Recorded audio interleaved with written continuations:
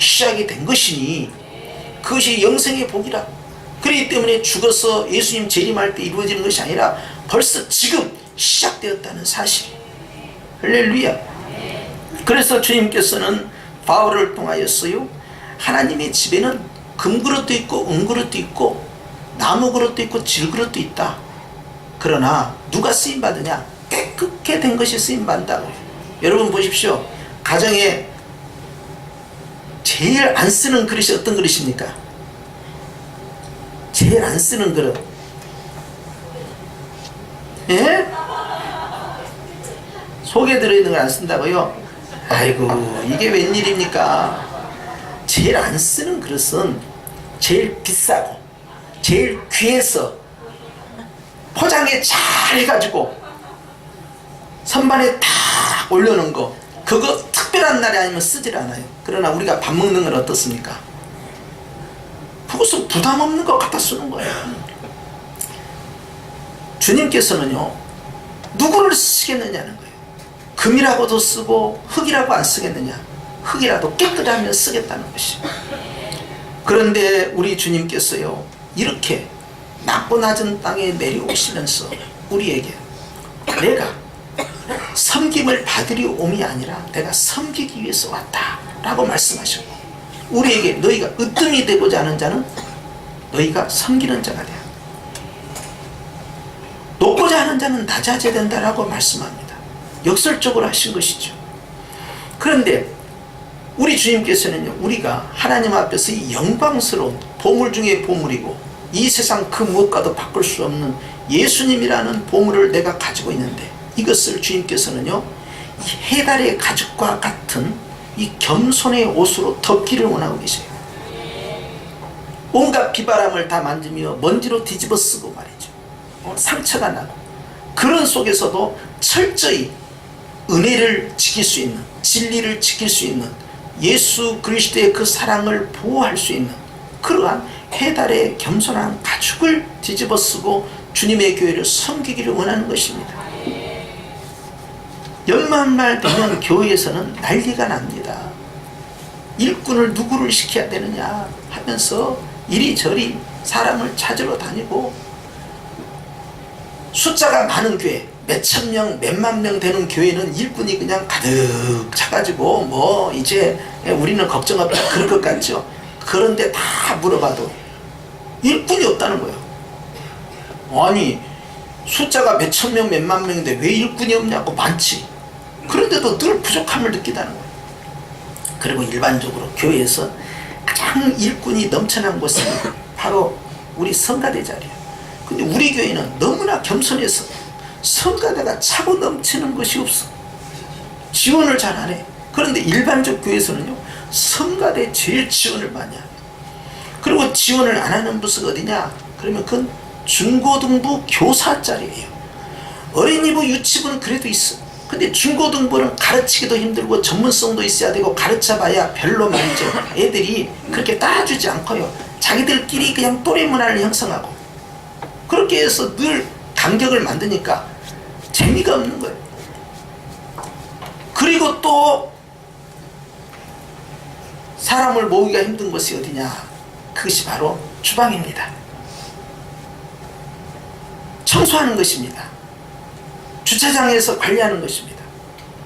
다른 사람 눈에 잘 띄지 않는 영역에 데려갈수록 점점 어려워요.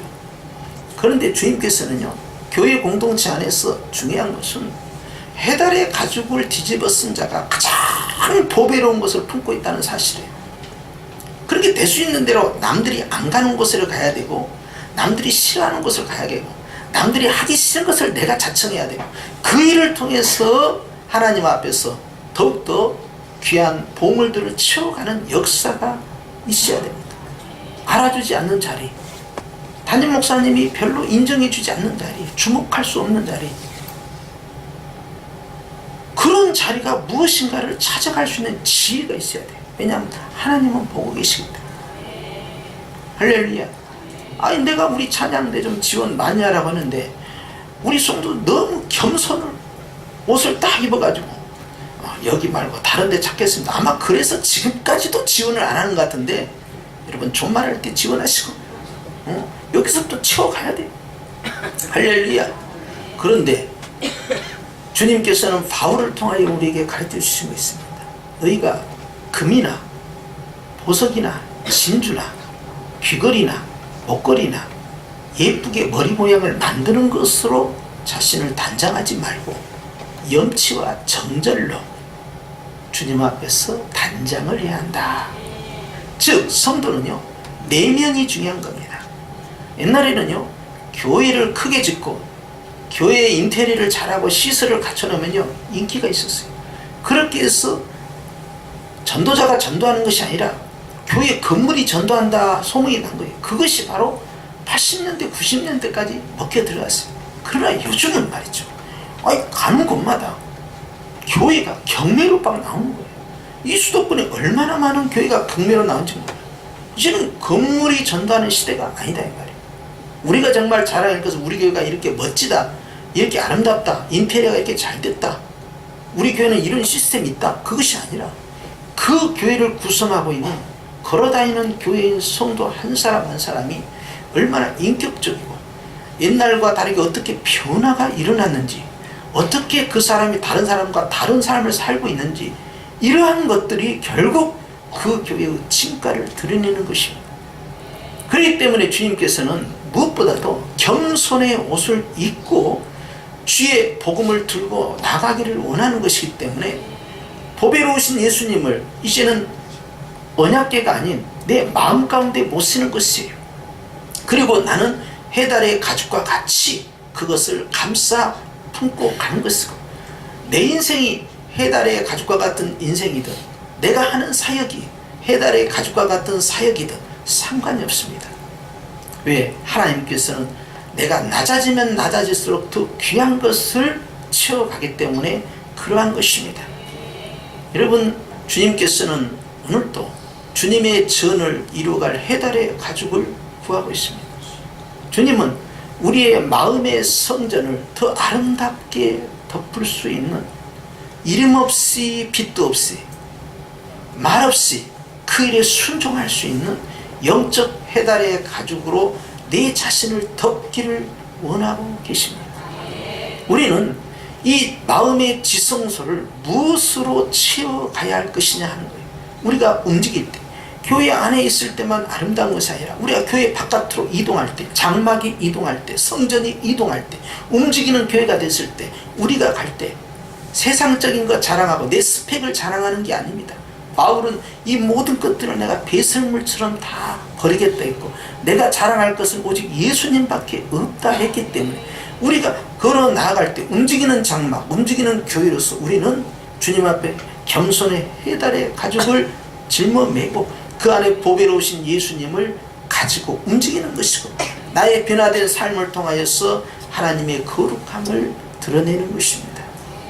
많은 사람들이 실크 비단을 찾고 부드러운 털을 찾을지 모르지만 우리는 해달의 가죽이 되어서 다른 사람의 아픔도 덮어주고 교회의 아픔도 덮어주고 비바람도 덮어주고 큰 천둥 번개가 치고 우박이 떨어지고 또 이 뜨거운 태양으로 인해서 아주 견딜 수 없을 만한 고통이 올 때도 그것이 다 천막을 쳐서 그래 그 안에 있는 것들을 보존할 수 있는 그런 영적인 성도가 가정 안에와 교회 안에 있어야 되겠고, 내 심령 가운데 다른 어떤 것으로 자라는 것이 아니라 겸손함으로 오직 주님이 아신다라는 확신 속에서 내 안에 주신 영생에 대한 소망, 그리고 주 예수 그리스도로 인한 아름다운 하늘에 신령한 것들을 보존하고 지켜갈 수 있는 믿음이 견고한 성도들이 되어야 하는 것입니다. 그렇기 때문에 여러분, 우리는 외모로 사람을 판단해서는 아니 되는 것입니다. 거지 나사로도 외모로는 사람들에게 사회 구성원으로서 존중받을 수 없었지만, 그러나 주님이 그를 귀하게 보신 것처럼 내가 세상에서는 가난한 자 같으나 부유한 자다, 내가 무명한 자 같으나 실상은 유명한 자다, 내가 아무것도 없는 자 같으나 실상은 모든 것을 가진 자다, 이런 영적 호연지기는 무엇에서 시작되느냐 하는 거예요. 오늘 또 우리에게 주님께서는 해달의 이 가죽을 덮기를 원해요. 우리의 마음과 생각 가운데, 우리의 삶과 행동 가운데, 우리의 교회 공동체 가운데 여전히 누가 해달의 가죽이 되어서 주의 진리를 지키고 보존하고 선포할 것이냐? 누가 예수 그리스도의 그 아름다움을 선전할 수 있는 겸손의 옷을 입고 이 성전을 걸어 나갈 것이냐? 주님은 묻는 것입니다. 무엇을 자랑하시겠습니까? 우리 교회 멋진 교회, 우리 교회 몇천 명, 몇만 명이 모이는 교회, 우리 교회 시스템이 잘 돼 있고 시설이 잘 돼 있는 교회, 우리 교회는 오래돼서 전통이 100년, 200년 된 교회, 이런 것을 자랑하시겠습니까? 규모를 자랑하시겠습니까? 시설을 자랑하겠습니까? 아닙니다. 우리는 예수님을 증거하는 것이고 예수님을 자랑할 뿐만 아니라 그 예수님을 품고 있는 겸손한 성도, 움직이는 장막, 걸어다니는 교회를 주님 앞에서 드러내고 사람들 앞에 나타낼 수 있는 해달의 가죽을 입고 있는 성도가 이 시대에 필요한 것입니다. 그렇기 때문에 누가 교회를 위하여 이름 없이 빚도 없이 헌신하겠느냐. 저는 이 말씀을 준비하면서 어머니가 떠올랐어요.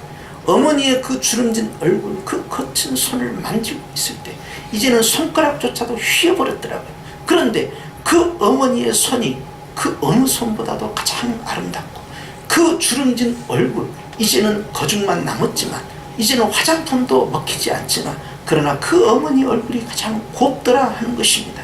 그것이 희생과 사랑이 있기 때문에 그러합니다. 누가 해달의 가죽을 뒤집어 쓰고 교회를 위하여 섬길 것인가?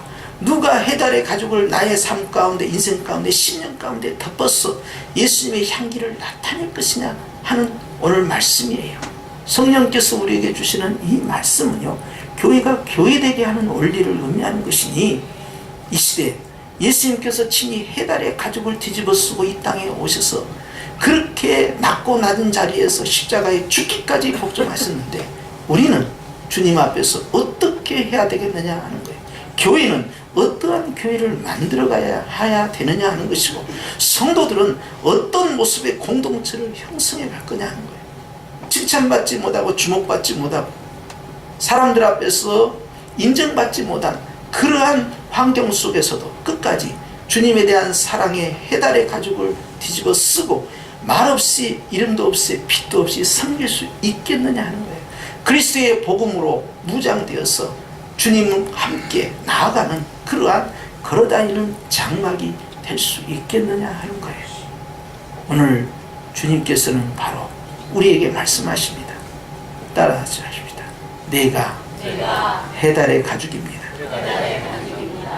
심령의 가정의 교회에 해달의 가죽이 되어서 결코 헛되지 않는 희생이고 하나님 앞에 상급은 더 클 것이니 믿음 안에서 교회를 지키고 가정을 지키고 심령을 지키고 예수 그리스도를 드러내는 진리의 일꾼들이 되시기를 주의 이름으로 축원합니다. 기도하십시다. 하나님 아버지,